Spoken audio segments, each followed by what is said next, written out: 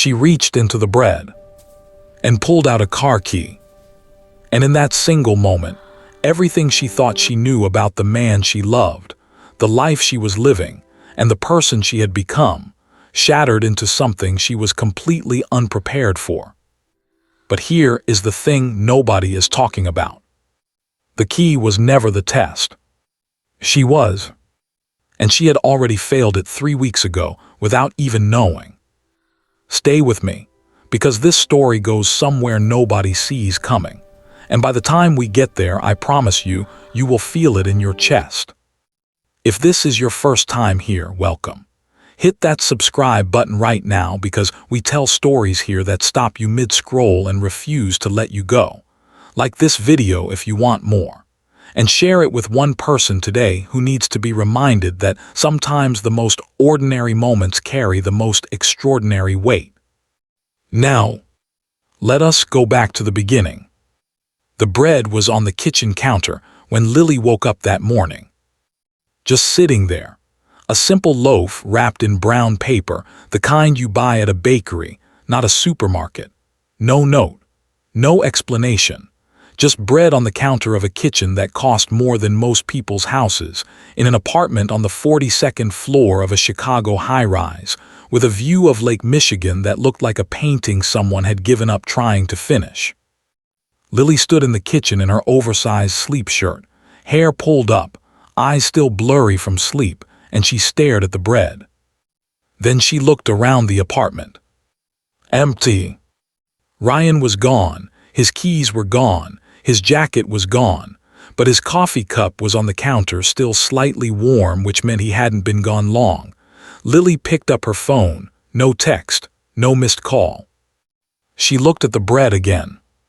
Something about it felt deliberate. She couldn't explain why. It was just bread. But something about the way it was placed, perfectly centered on the counter, the paper folded neatly at the top, felt like a sentence that hadn't finished yet. She reached in. Her fingers touched something hard and cold, buried deep inside the loaf. She pulled it out slowly. A car key, sleek, black, with a small logo on the fob that made her breath catch in her throat. Lamborghini. Lily stood in that kitchen, barefoot on cold marble, holding a car key covered in breadcrumbs, and she did not scream or jump or cry happy tears the way you might expect. She sat down on the kitchen floor, and she pressed the key against her chest. And she whispered, very quietly to nobody in the room, "What did you do, Ryan?" But to understand why those words carried the weight they did, I need to take you back, not just to the beginning of their relationship. Further than that, I need to take you back to who Lily was before Ryan ever existed in her life. Because who she was before tells you everything about what the key really meant, and what it was really testing. Lily Carter grew up in a 2-bedroom apartment in Detroit, Michigan, 3rd floor, no elevator, a hallway that smelled like other people's cooking and old carpet, and the particular kind of tired that comes from a building that was never quite finished being fixed. Her mother, Carol, worked 2 jobs for most of Lily's childhood, days at a laundromat, evenings at a call center. She was home by 9 most nights, sometimes later, and Lily learned very early how to make dinner, how to help her younger brother Tommy with homework, and how to be quiet when her mother fell asleep on the couch still wearing her work clothes because she simply didn't have anything left. They were not poor in the dramatic way that people sometimes romanticize. They had food, they had heat, they had each other, but they lived in the particular kind of financial tightness where every decision had a cost attached and luxury was not a word that lived in their vocabulary. Lily was sharp. Teachers noticed it early.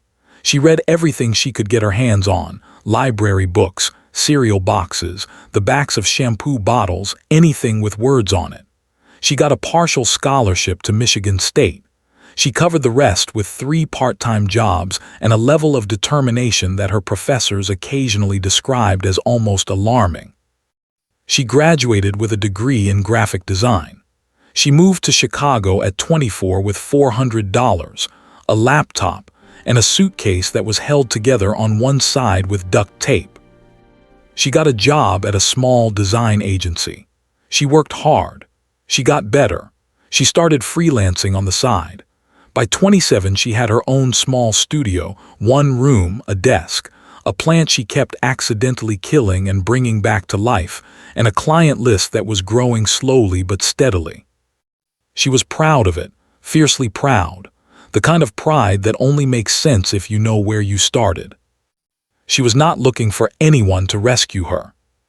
She was not looking for anyone at all, honestly. And that is precisely when Ryan Cole walked into her life. He came in as a client. His company, Cole Creative Group, a boutique investment firm that also managed a small portfolio of luxury brands, needed a rebrand. Someone on his team had found Lily's portfolio online and sent it to him with a single line of recommendation. "She's different, you'll see it immediately." Ryan had built his company from the ground up starting at 25 with a loan from a bank that almost didn't approve it and an idea that almost didn't work. He was 33 now, quietly wealthy in the way that genuinely wealthy people tend to be, no flash, no performance, quality that announced itself without trying. He had a reputation in Chicago business circles for being exceptionally intelligent, exceptionally private, and exceptionally difficult to impress. He walked into Lily's studio on a Tuesday afternoon and looked around at the space. It was small and slightly chaotic, sketches pinned everywhere, coffee cups in various stages of abandonment, a half-dead plant on the windowsill next to a sticky note that said, in Lily's own handwriting, "Don't give up on me." The note was for the plant, but Ryan stood there and read it and felt something he couldn't immediately name. He turned around and Lily was standing in the doorway holding a portfolio binder and looking at him the way she looked at everything, directly, calmly, without performance. "You're early," she said. "Is that a problem?" She looked at him for a moment. "Depends on whether you're the kind of person who's early because they respect other people's time or early because they want to establish dominance." Ryan looked at her. Then he smiled, a real one, the kind he didn't give often. "I'll let you decide," he said. They worked together for 6 weeks on the rebrand. Lily was professional, focused. She asked sharp questions and listened to the answers carefully and pushed back when she disagreed, which Ryan had not expected and which he found, quietly, extraordinary. Most people in professional settings with Ryan Cole agreed with everything he said, not because he was always right, because he was wealthy and powerful, and people tended to smooth themselves out around wealth and power like fabric being ironed flat. Lily didn't iron herself flat for anyone. The rebrand was exceptional. Ryan told her so directly and without elaboration, which was the highest compliment he gave, because Ryan Cole did not decorate his praise. He asked her to dinner 3 days after the project closed. She said no. He asked again 2 weeks later. She said, "Why?" He said, "Because I haven't stopped thinking about the sticky note on your plant." She said yes. Their first dinner lasted 4 hours. They closed the restaurant without noticing. The waiter had to come to the table twice before they registered that the chairs around them had been put up and the lights had been turned to closing brightness. They talked about Detroit and Chicago and the specific feeling of being the person in your family who moves away and what that does to you. They talked about design and investment and why beautiful things matter even when the world is on fire. They talked about their mothers. Ryan's had passed away 2 years ago. Carol was still in Detroit, still working, though Lily had recently convinced her to drop the second job. Ryan listened to Lily talk about her mother the way a person listens when they are not waiting for their turn to speak. And Lily noticed. They dated for 8 months before Lily moved into Ryan's apartment. This was not a decision she made easily or quickly. She was aware, painfully aware in the way that independent people are always aware of what it would look like. The struggling graphic designer moving into the billionaire's penthouse. She had a whole conversation with herself about it that lasted several weeks. She almost talked herself out of it twice. What changed her mind was not the apartment or the address or the view of Lake Michigan.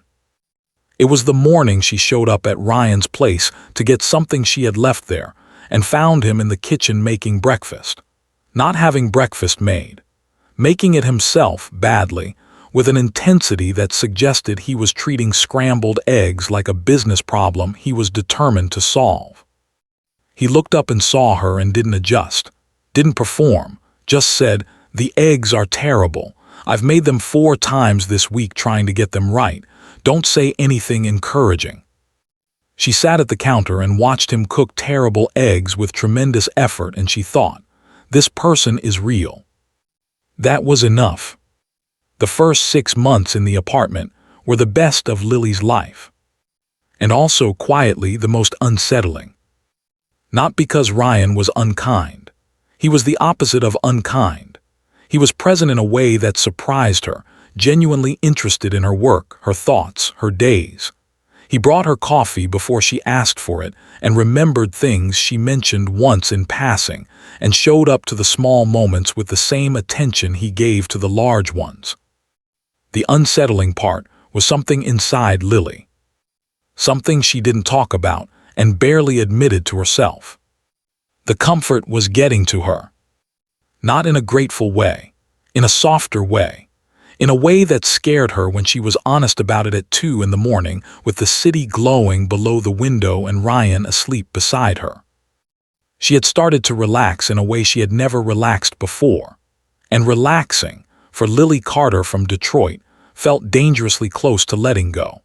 And letting go felt dangerously close to becoming someone who needed this. Who couldn't imagine going back to the studio with the duct tape suitcase and the half-dead plant and $400 and the grinding beautiful difficulty of building something from nothing. She started making small choices that she didn't examine too closely. She stopped checking her freelance invoices as carefully. She missed one follow-up with a potential client because she forgot, which had never happened before. She bought things without looking at the price, which sounds small, but for Lily Carter it was seismic, because price awareness had been the background music of her entire life. She told herself it was fine. She told herself she was just resting. She didn't tell herself the thing that was actually true. That she was changing, quietly, in the small daily ways that add up to something large before you ever notice. And Ryan noticed. He noticed 3 weeks before the bread. He didn't say anything. That was not how Ryan operated. He was not a confrontational person. He was an observational one. He watched and thought and let things settle before he decided what they meant. What he saw worried him, not because Lily was doing anything wrong, not because he loved her less, but because he knew who Lily Carter was. He had fallen in love with her specifically. The woman who pushed back. The woman who read the sticky note to her plant. The woman who had built something from nothing and wore that fact like a quiet, unbreakable spine. And he was watching that spine soften. He didn't want to lose her to comfort. He didn't want the life he had given her to take the life she had built herself. He needed to know if she was still in there. He needed to know if she still knew who she was. So he designed a test. Not to embarrass her, not to trap her, because he loved her.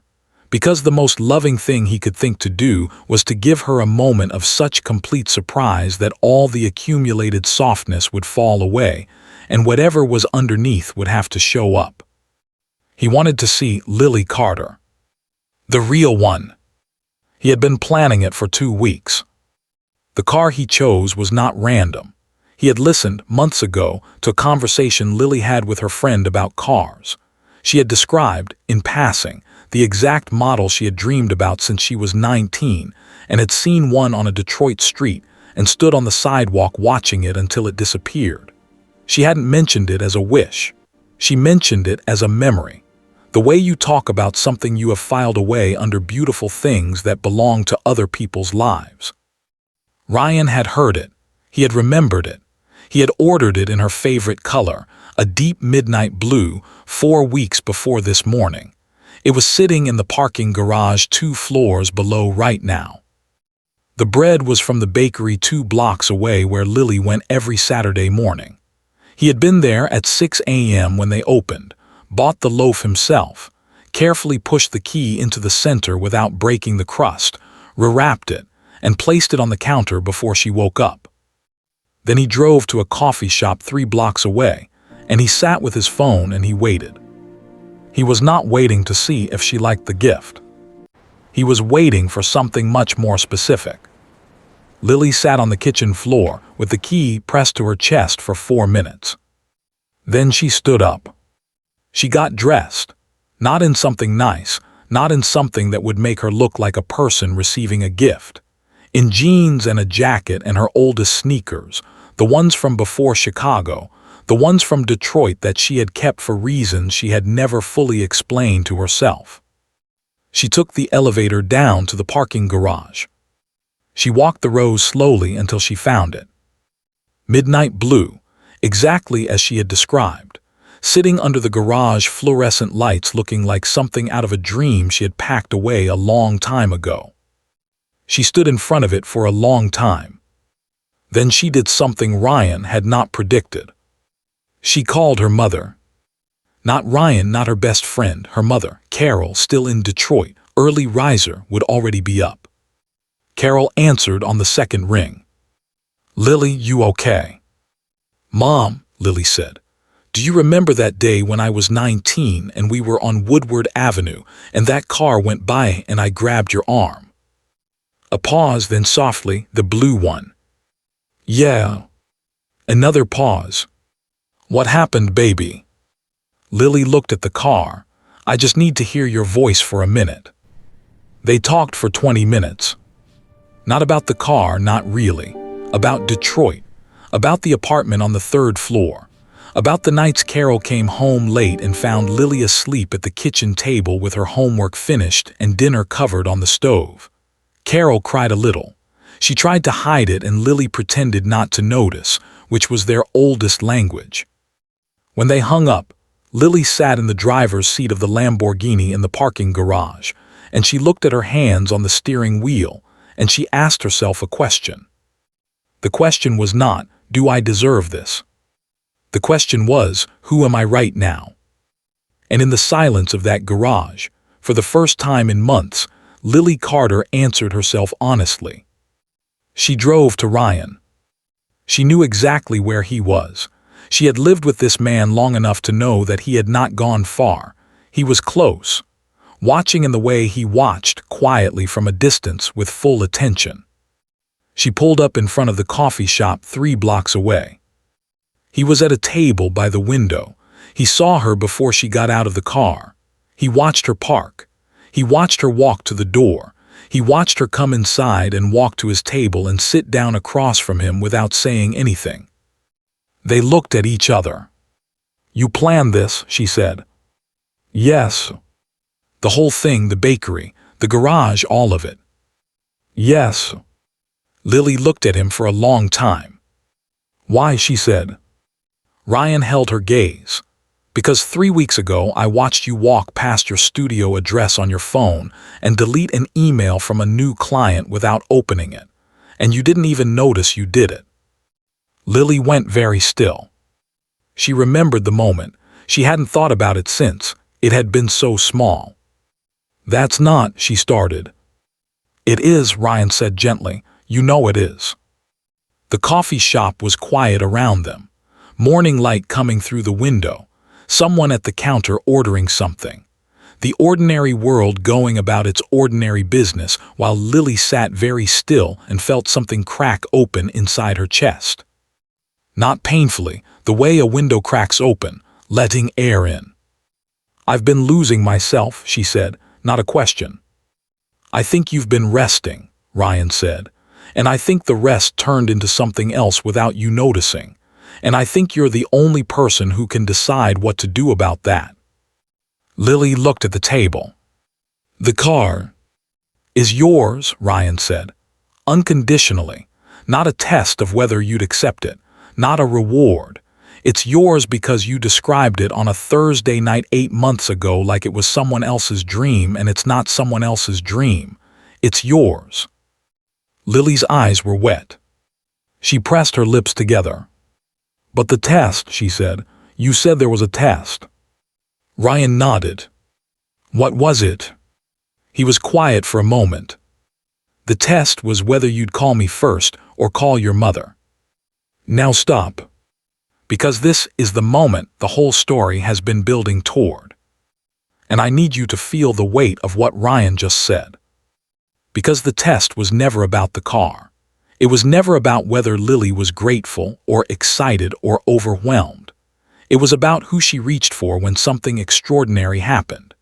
It was about whether the version of Lily that had been softening and drifting had drifted so far that the first person she thought to call was the man who gave her the thing, rather than the woman who had given her everything else. He wanted to know if Carol was still her first phone call. If the girl from Detroit was still in there. She was. She had called her mother. She had passed. But here is the part that nobody saw coming. Ryan reached into his jacket pocket. He placed something on the table between them. It was a photograph, old, slightly faded at the edges, a woman standing on a Detroit street, young, early 20s, laughing at something outside the frame. She was standing next to a midnight blue car, the exact model, the exact color. Lily looked at the photograph. Then she looked up at Ryan. Her voice, when it came, was barely above a whisper. "Where did you get this?" "Your mother sent it to me," Ryan said, 6 weeks ago, when I called her to ask what color to order." The room tilted. "You called my mother." "I wanted to get it right." Lily picked up the photograph with hands that were not entirely steady. The woman in it was young, laughing, standing next to a dream on a Detroit street. The woman in the photograph was Carol.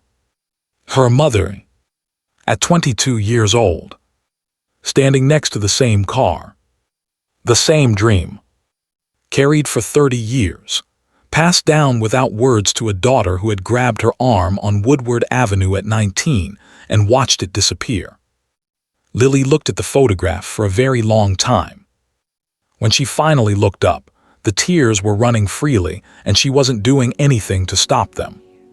"She had this dream first," Lily said. "Yes," Ryan said. "And she never got it." "No." "Ryan." "Yeah. I need to make a phone call." She called Carol from the table. When Carol answered, Lily said 4 words. "Mom, come to Chicago." Carol said, "Lily, what's?" "There's something here I need to show you, and I need you to be sitting in the front seat when I show it to you, not the passenger seat, the front seat." A very long silence. Then Carol said, in a voice that sounded like a woman trying very hard to hold 30 years of a specific feeling together, "What did you do, baby?" Lily laughed through her tears. "I didn't do anything, someone did it for us." Carol came to Chicago the following weekend. Lily picked her up from the train station. Not in the Lamborghini, in Ryan's everyday car, because Lily wanted the moment to happen right. She wanted to drive Carol to the garage and let her see it the way she had seen it, under the fluorescent lights, midnight blue, impossible and real. Carol stood in front of it for a long time without speaking. Then she turned to Lily and said something that Lily had never heard her mother say in 31 years of being her daughter. "I forgot that I wanted things for myself." 6 words. Lily took her mother's hand. "I know, Mom, I forgot too, for a little while." Carol looked at the car, at her daughter, at the parking garage that smelled like concrete and motor oil and looked nothing like the setting of a meaningful moment but was one anyway, because meaningful moments do not wait for beautiful settings. "Drive me," Carol said. "Where?" Carol smiled. "Anywhere. Here is what I want you to take from this story." Ryan Cole could have given Lily a car the way wealthy people sometimes give gifts, loudly, visibly, in a way that is as much about the giver as the receiver. He could have made it a moment. He hid it in bread. He hid it in the most ordinary thing, the most everyday thing, the thing you reach for without thinking, because he understood that the most important things in life are never announced. They are found, in the quiet, in the ordinary, in the moment between sleep and waking when you're standing barefoot in a kitchen and something on the counter doesn't quite make sense yet. And Lily Carter from Detroit, who had spent 6 months slowly forgetting the texture of her own hunger, stood in a parking garage and called her mother before she called anyone else. Because some things go deeper than comfort. Some things go all the way down to who you were before the world started offering you easier versions of yourself. And the women who remember that, the Lilies and the Carols, the ones who carry the same dream across generations without even knowing they're carrying it, are the ones who deserve every midnight blue impossible thing this life has to offer. And Ryan Cole, who called a mother he had never met to ask what color to order, who sat in a coffee shop 3 blocks away and waited not to see if she liked the gift, but to see who she called first, who understood that loving someone completely means loving the person they were before you found them, and making sure that person never fully disappears. If this story hit you somewhere real, please hit that like button right now. It takes 1 second and it helps this story find someone else who needs it today. Subscribe if you want to be here every week for stories like this one. Stories that feel like movies. Stories that stay with you. And share this with someone in your life who has been resting so long they've started forgetting what their hunger felt like. Because the key is in the bread. It's always been in the bread. You just have to reach in.